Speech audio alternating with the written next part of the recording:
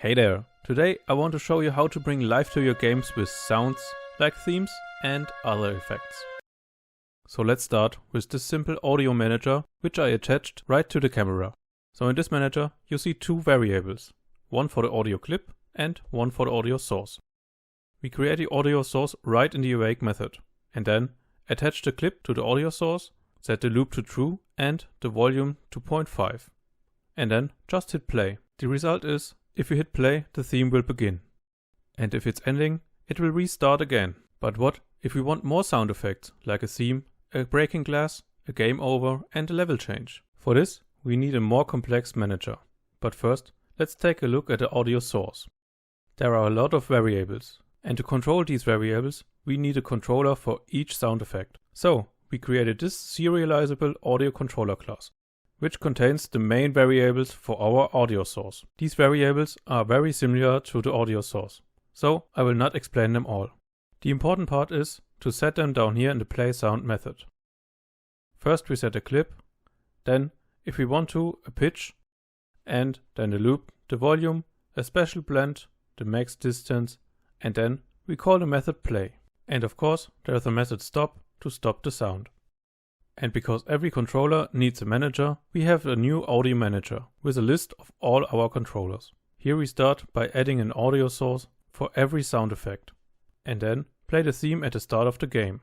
To play a sound, we first get the controller by its effect, and then call the method play sound on the controller. There is also a method to stop all sounds, but today we don't need it. And down here, there's the get controller by effect method. So the theme starts at the beginning. And I made this little chandelier class, which should play a breaking glass sound if it hits something. So let's test this one. If I press play, the theme starts. And as you can see, I added the controllers in the audio manager and the clips in the controllers. If we now go to one of our chandeliers and activate the gravity, you will hear a breaking glass sound.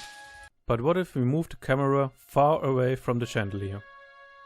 Well, the volume is the same. To fix that, we need a new method in our audio manager, play sound on object. Here we get our controller and then add an audio source on the object to play, in this case the chandelier, and then play the sound there.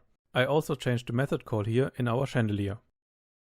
So now we also need to change the variables in our scene. First we set a max distance to 5 and a special blend of 1. So if we hit play now and then let the chandelier drop, you will hear it far away. But if we move the camera back to the room, you will hear it loud and clear.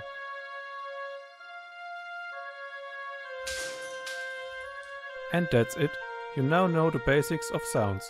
So, I hope you learned something new today. Subscribe to watch more tutorials and I'm sure I see you in the next.